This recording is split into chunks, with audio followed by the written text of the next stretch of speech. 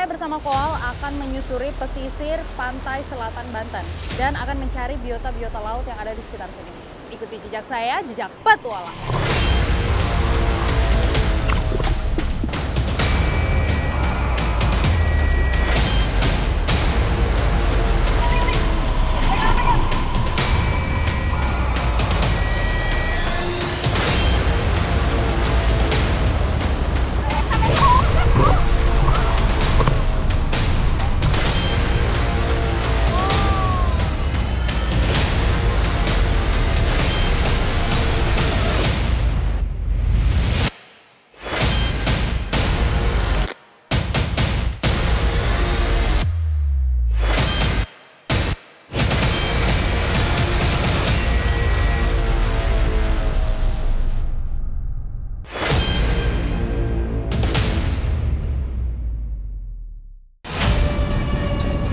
Menuju 2 dekade jejak petualang, kali ini petualangan saya akan berbeda dari biasanya. Letnan Uli dari Korps Wanita Angkatan Laut akan menjadi partner saya menjelajah pesisir selatan Banten.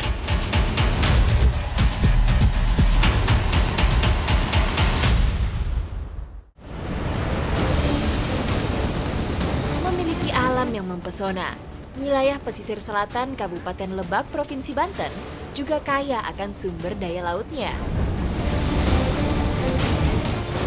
Udah tengah hari seperti ini, waktunya saya dan juga Uli untuk mengisi perut karena udah waktunya juga kita makan siang. Dan pas banget kita juga sekarang udah berada di Pantai Karangsemar. Nah, biasanya di daerah pantai yang ada karangnya itu terdapat biota laut yang bisa kita jadikan untuk sumber energi. Aku dan Feby hari ini mau cari sumber energi apa yang ada di sini. Pantai Karang di daerah Cihara yang berbatasan dengan Samudra Hindia merupakan kawasan pesisir selatan Banten yang memiliki karakter ombak yang besar. Kondisi pantai dengan batuan karang yang eksotis seperti ini menjadi habitat ideal untuk berbagai jenis biota laut berkembang biak. Salah satunya siput mata pecang. Biasanya memang kerang-kerangnya itu suka ngumpet di bawah batu karang seperti ini. Makanya saya mau coba nyelam sedikit sambil dicari-cari pakai tangan. Ayo, Li. Mencari hewan bercangkang yang satu ini cukup memacu adrenalin. Karena siput mata pecang biasa berdiam di batuan karang di batas pecahnya ombak. Kami harus waspada karena harus berpacu dengan ganasnya ombak pantai selatan yang datang silih berganti. Siput yang saya dapatkan ini tuh namanya siput mata pecang.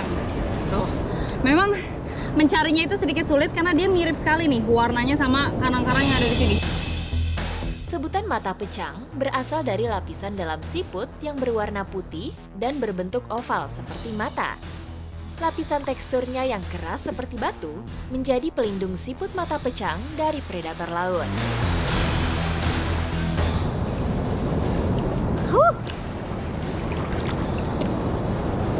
Dapat lagi nih, jenisnya sama, siput mata pecang.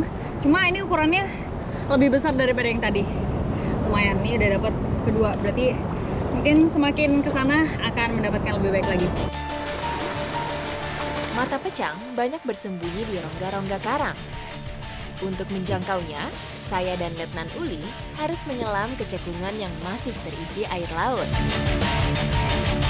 Dan aku dapat lagi mata pecangnya. Biasanya mata pecang ini makanannya itu adalah bunga karang seperti ini. Mereka biasanya makannya pada malam hari dan kalau pada siang hari mereka biasanya bersembunyi di dasar karang ini.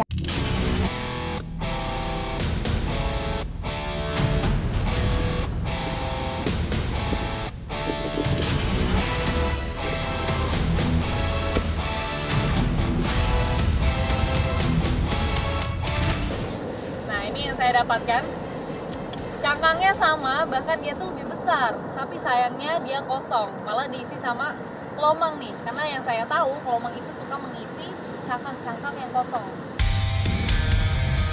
Berendam dalam air laut dan menahan ganasnya ombak pantai selatan Banten membuat energi saya terkuras. Saatnya saya dan Letnan Uli kembali ke daratan dan mengisi energi. Nggak nyangka ternyata dapatnya banyak juga setelah tadi kita keliling-keliling di pinggir-pinggir karang. Dan habis ini saya dan Uli akan mengolah siput mata pecang ini. Kira-kira seperti apa? Ikuti jejak saya, jejak petualang. Berada di alam bebas tak membuat saya kehabisan akal berkreasi untuk mengolah bahan makanan. Saya akan memanfaatkan kelapa muda di sekitar pantai sebagai media mengolah siput mata pecang. Siput mata pecang yang tadi kita sudah cari mau diolah dengan kelapa. Nah, tapi sebelum itu harus dibakar terlebih dahulu antara siput mata pecang dan juga kelapanya. Setelah perapian siap, bakar kelapa di atas tungku batu. Kelapa mempunyai serabut yang cukup tebal, sehingga membutuhkan waktu yang cukup lama untuk memanaskan air kelapa yang ada di dalamnya. Oke, jadi siput mata pecangnya ini kita bakar dulu supaya dagingnya lebih mudah kita ambil dan kita nantinya akan masukin ke dalam kelapa ini. Cangkang siput mata pecang terbuat dari zat kapur yang tidak tahan api. Bolak-balik siput supaya cangkang tidak pecah terbakar dan daging di dalamnya tidak gosong. Siputnya udah mulai keluar buih, itu tandanya udah matang, jadi udah lebih mudah untuk nanti dicongkel. Untuk bisa mengeluarkan daging dari cangkangnya, kerang harus didinginkan terlebih dahulu. Ini yang dinamakan mata pecang. Sebelum kita memasaknya, ini harus dibuang terlebih dahulu. Selain matanya yang harus kita buang, kita juga harus buang racunnya nih. Nih, racunnya. Harus kita buang dulu. Daging siput mata pecang harus bersih dari racun dan kotoran, supaya daging tidak terasa pahit saat dimakan.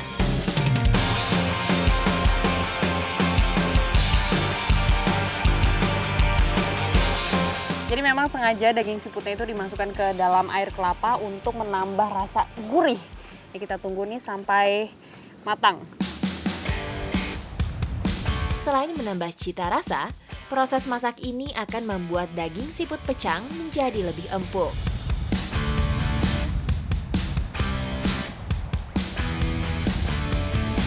Wah, aromanya ini udah menggoda banget nih Beli. Siput mata pecang. Saya mau langsung cobain aja deh. Enak loh. Jadi itu tadi karena awalnya dibakar, jadi rasanya ada rasa bakarannya gitu. Apalagi ditambah dengan air kelapanya, jadi semakin gurih benar tadi. Enak banget. Daging siput laut mempunyai kandungan protein yang cukup tinggi, sehingga bisa menjadi sumber makanan alternatif saat bertahan hidup di alam bebas. Cobain dong, harus. Enak lumayan loh. Rasanya kenyal banget, Feb. Enak. Enak kan? Enak.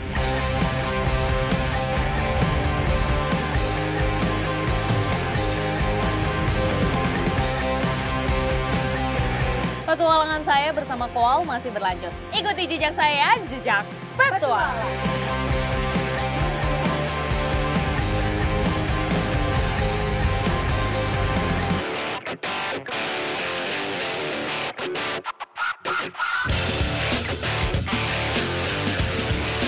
Petualangan survival menuju 2 dekade jejak petualang terus berlanjut. Wilayah pesisir Karangbokor mempunyai suhu udara yang sangat panas dan lembab. Kondisi seperti ini bisa membuat kami kehilangan cairan tubuh dengan cepat, atau biasa disebut dengan dehidrasi. Habis. Tenang, Feb, karena di depan kita ada air laut, tidak ada air tawar sama sekali. Satu-satunya cara adalah airnya kita suling supaya airnya bisa kita minum. Feb, kita cari barang-barang di sekitar sini yang bisa kita manfaatkan untuk nyuling.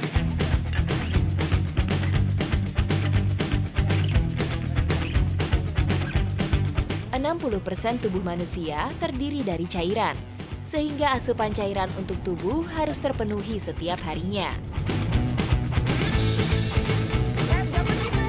Dalam kondisi darurat seperti ini, membuat saya dan Letnan Uli harus mencari cara untuk mendapatkan sumber air tawar untuk diminum. Dalam kondisi normal, manusia hanya bisa bertahan hidup selama lebih kurang 7 hari tanpa minum air. Botol bekas dan ruas bambu ini akan kami manfaatkan untuk membuat alat penyuling air asin sederhana. Bambu ini harus saya lubangi karena untuk aliran uap antara botol satu dengan botol yang lainnya. Untuk setiap alat penyuling air, saya membutuhkan 2 buah botol dan 1 ruas bambu yang masih utuh. Nanti kalau udah seperti ini, baru kita ikat, lalu mulai nanti dipanaskan. Setelah alat penyulingnya siap, saya harus mengambil air laut dan memasukkannya ke dalam botol kaca. Jadi botol kacanya ini harus kita dekatkan ke api supaya menguap dan uapannya nanti mengalir ke botol yang satunya ini.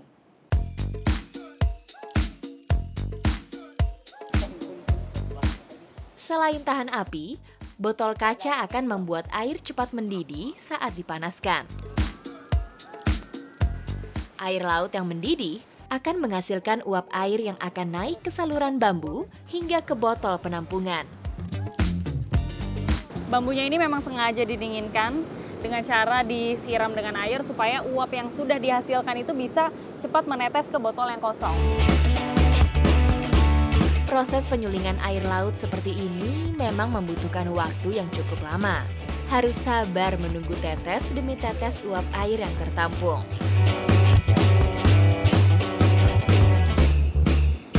Padahal tadi dari 1 botol kaca yang penuh bisa menghasilkan air tawar cuma segini nih, Li.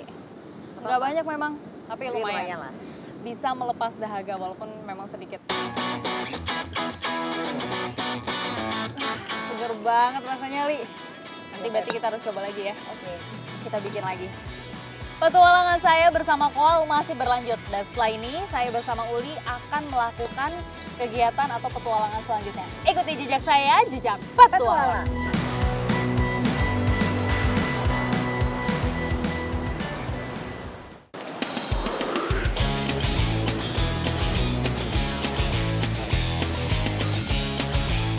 Pesisir selatan Banten merupakan pantai berkarang yang kaya dengan berbagai biota laut.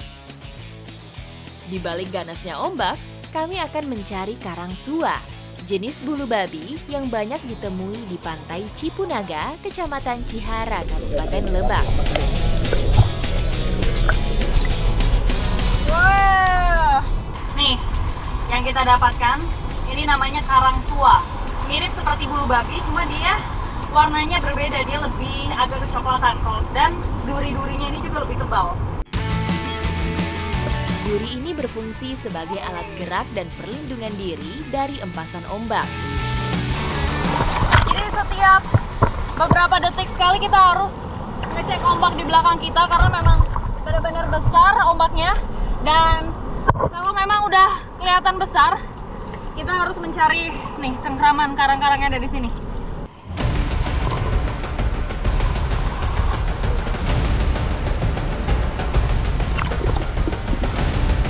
Bulu babi biasa hidup di perairan pasang surut dengan kedalaman hingga 10 meter. Biasa hidup berkelompok pada wilayah yang banyak ditumbuhi alga yang merupakan sumber makanan utamanya. Bulu babi lebih menyukai lamun sebagai makanannya. Makanya, jumlah bulu babi di sini tak sebanyak yang berada di wilayah lamun.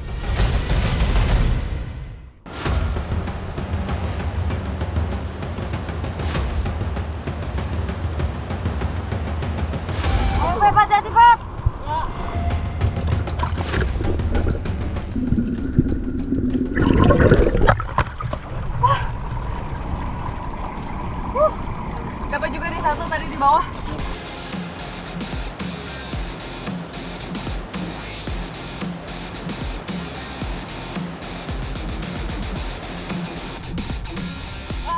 Kuat banget ya.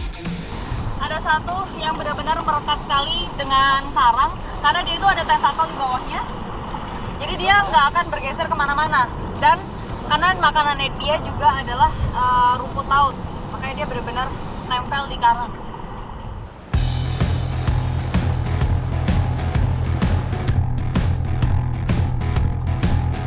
Bulu babi mempunyai organ penting yang disebut dengan Lanthera aristoteles yang berfungsi sebagai rahang dan gigi. Organ ini dapat memotong dan melumat alga dan lamun yang menjadi makanannya.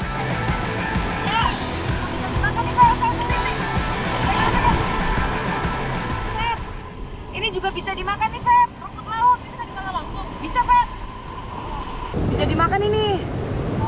Agar lalap ini namanya. Oh gitu. Ya, coba aja langsung makan.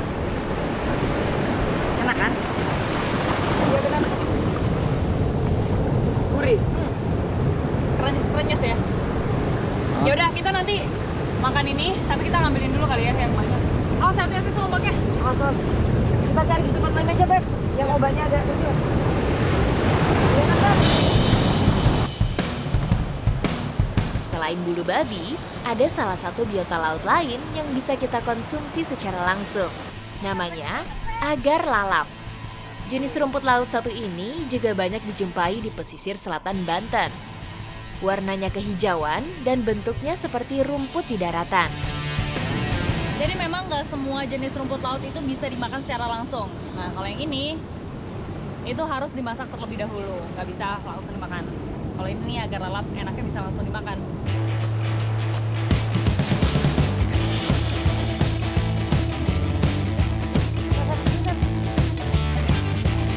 Nah, setelah dibelah, isinya tuh seperti ini. Dan ini nih, bagian yang dimakan, itu adalah bagian telurnya. Ini tanpa harus dimasak, bisa langsung dimakan. Uli, aku makan ya. Ya. Ini Feb rasanya. Kris-kris gitu ya? Rasanya krenyes-krenyes dan memang manis. Padahal secara aroma itu amis, tapi ternyata telurnya enak ya. Enak. Manis loh. Kuliner bulu babi belum sepopuler seafood lainnya. Padahal di luar negeri, makanan ini mempunyai nilai ekonomis yang cukup tinggi. Ini kalau karang suanya pas lagi musim, warnanya akan lebih kuning daripada ini. Tapi karena lagi nggak musim, jadi warnanya nggak begitu kuning. Tapi lumayan lah, Feb. Ini bisa dibikin tambah stamina kita. Setelah menikmati gonat bulu babi yang mempunyai cita rasa unik, sekarang saya dan Letnan Uli mau menikmati agar lalap. Jadi, ciri-ciri rumput laut yang bisa dimakan itu, dia kelihatan nggak ada lendirnya. Dan dia tuh lebih keset. Saat dimakan juga, tuh lebih krenyes-krenyes. Kalau soal rasa sih memang ini rasanya seperti air laut, yaitu ada asin-asinnya. Mungkin kalau diolah, dicampur bumbu-bumbu lainnya pasti lebih enak.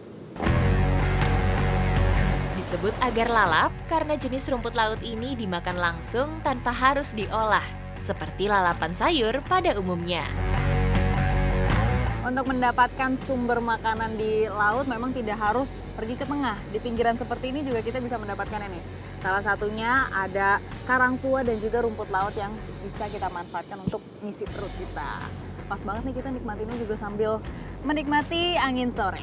Habis ini saya dan Uli juga mau beristirahat untuk melanjutkan aktivitas kita selanjutnya. Ikuti jejak saya, jejak petualang.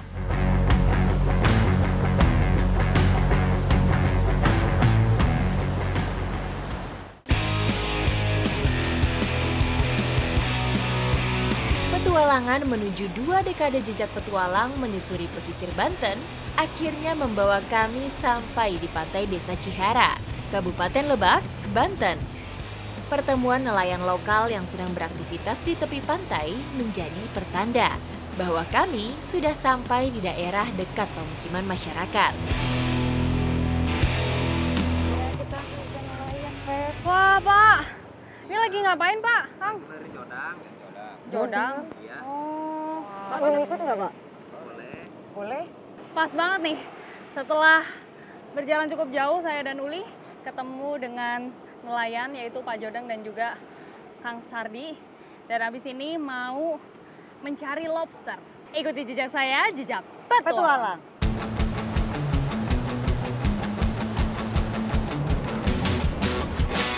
Lokasi pantai ini terlihat sangat eksotis, dengan tebing-tebing karang yang menjulang ke atas permukaan laut. Karena memang lokasi untuk mencari lobsternya masih di balik tebing sana, jadi kita harus meletakkan tas kita di sini supaya lebih aman, nggak kena basah, dan tentunya membawa ini nih, masker untuk melindungi supaya lebih mudah nanti kalau mau nyelam-nyelam melihat lobster ke bawah.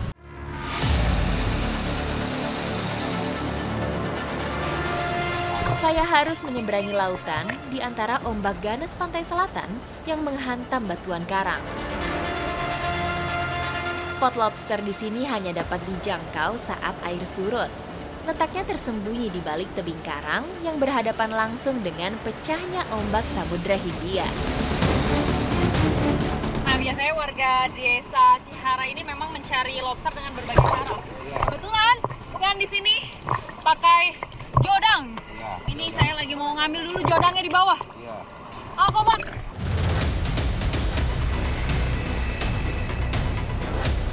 Medan pencarian yang terjal membuat jodang yang dipasang tersangkut di batuan karang. Saya dan nelayan lokal harus menyelam ke dalam air untuk melepaskan sangkutan dan mengambilnya kembali.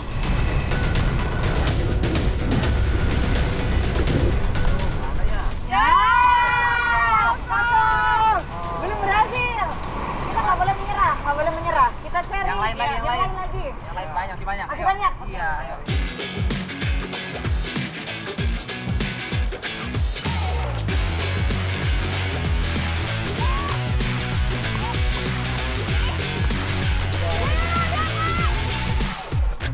Ada nyangkut satu lobster di jodang ini. Nah, ini nih. Lobster yang didapatkan ini jenisnya lobster batu. Kelihatan dari warnanya itu, permukaan warnanya itu lebih gelap dari lobster-lobster yang lain.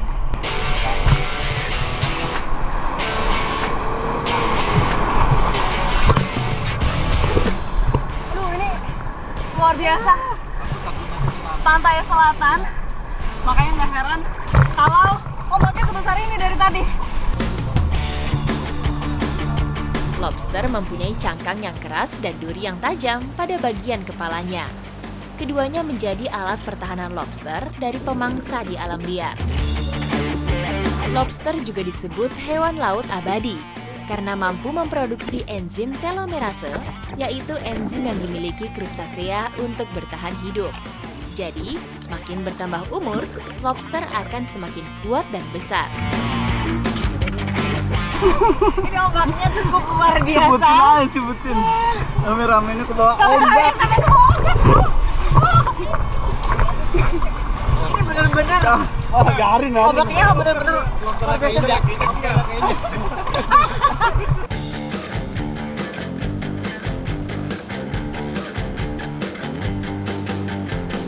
Kalau Feby tadi dapat 1, aku dapat 3. Meskipun jenisnya sama tapi berbeda dengan Feby tadi. Feby tadi dapat 1 tapi kecil besar-besar, tapi ini aku kecil-kecil.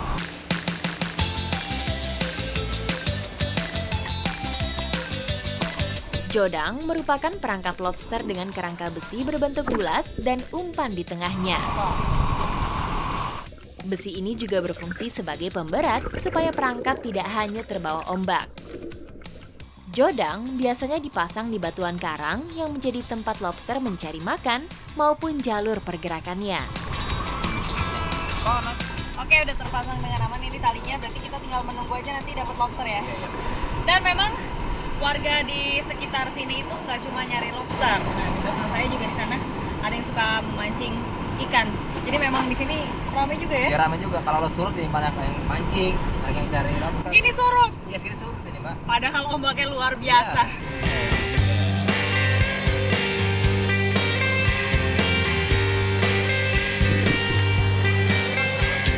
Oh, lobsternya udah dapat lumayan banyak nih. Nah, ini lobsternya udah dapat beberapa dan habis ini kita akan mengolah lobster menjadi olahan yang istimewa pastinya.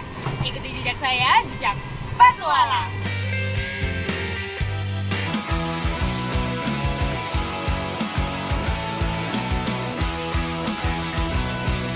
Tak hanya kaya dengan sumber daya lautnya, nelayan di sini juga mempunyai resep kuliner khas pesisir yang unik. Jadi lobster ini mau diolah menjadi lobster panggang sambal asam gunung.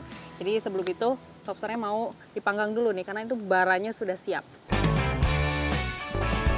Setelah dibersihkan, selanjutnya bakar lobster di atas bara api. Karena sebenarnya lobster itu punya rasa yang udah enak dari sananya. Dia tuh punya tekstur yang lembut, manis, dan juga gurih karena kena air laut. Makanya nggak perlu pakai bumbu yang macam-macam nih untuk membakarnya. Jadi cukup dibakar aja, nanti tinggal cocol pakai sambal. Lobster bakar mungkin menjadi menu yang biasa disajikan. Tapi sambal asam gunung menjadi salah satu olahan khas masyarakat pesisir Cihara.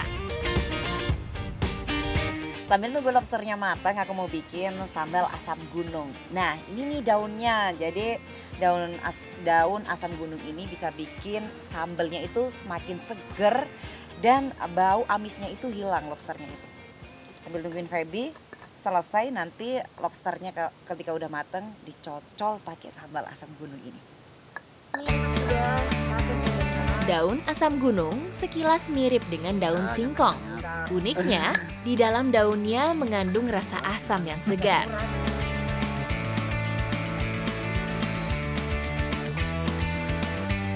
Warnanya sudah merah eksotis seperti ini. Aromanya juga menggoda ini. Tinggal dicocol sambal aja kita makan ya. Oke, Uli gimana sambalnya udah belum? Udah jadi, Feb. Oke nih, lihat lobsternya juga udah. Oke. Ini langsung dibuka aja di sini ya. Tapi masih lumayan panas.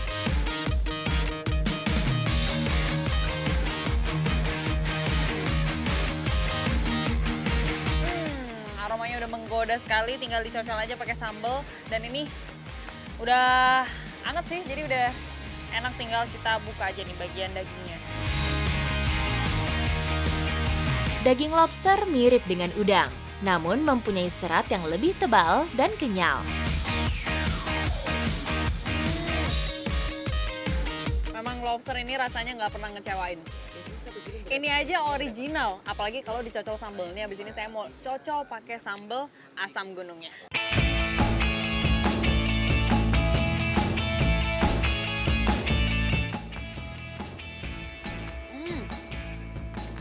Luar biasa, setelah dicocol pakai sambal emang lebih ada rasanya.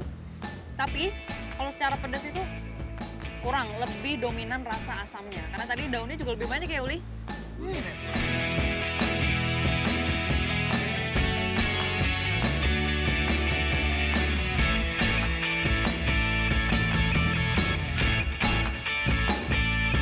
Nah, ini aku tuh kebagian makan lobster pasir. Lobster pasir ini rasanya lebih manis daripada lobster batu. Selain protein, lobster kaya akan fosfor dan kalsium yang bisa menyehatkan dan menguatkan tulang. Keragaman biota laut di sini membuktikan bahwa Indonesia adalah negara maritim yang kaya. Nah, petualangan saya bersama Koal diakhiri dengan pencarian lobster di Desa Cihara. Perjalanan menuju 2 dekade jejak petualang sudah semakin dekat. Saya akan meneruskan langkah untuk menjelajah negeri tercinta, Indonesia. Koal, Jaya, Jalan Seva, Jaya Masih. Ikuti jejak saya, jejak petualang.